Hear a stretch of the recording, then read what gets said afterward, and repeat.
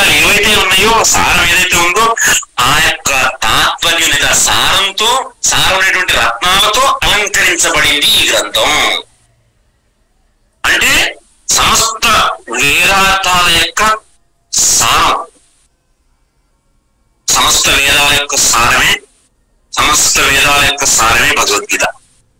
మరి శ్రీ గీతా శాస్త్రం అష్టాదశాధ్యాయంతర్భూతాష్టాదశ విద్యం. మరి 18 అధ్యాయాలు కలిగినటువంటి గ్రంథం ఇది.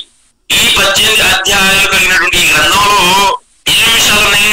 18 రకాల విద్యలు ఉన్నాయి ఇక్కడ. ఈ యొక్క గ్రంథంలో 18 రకాల విద్యలు కూడా ఇక్కడ నిక్షిప్తమై ఉన్నాయి. ఏంటయ్యా 18 రకాల విద్యలు? మనకు డౌట్ రావచ్చు. ఆ 18 రకాల విద్యలు నేను ఇక్కడ రాశాను, మీరు చదవండి.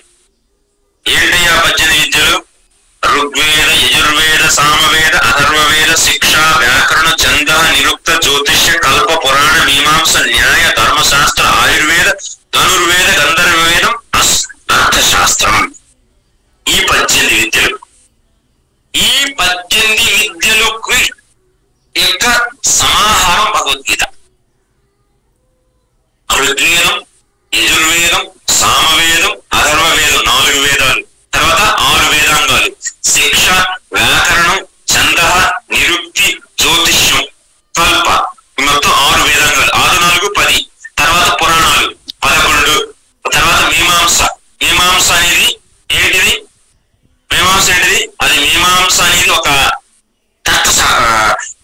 విచార శాస్త్రం. సో కర్మ మీమాంస. మీమాంస శాస్త్రం అంటే సూక్ష్మంగా ఏదైనా విషయం యొక్క తత్వాన్ని తెలుసుకోవడానికి ఉపయోగించేటువంటి శాస్త్రం మీమాంస. న్యాయ, ధర్మశాస్త్రం మరియు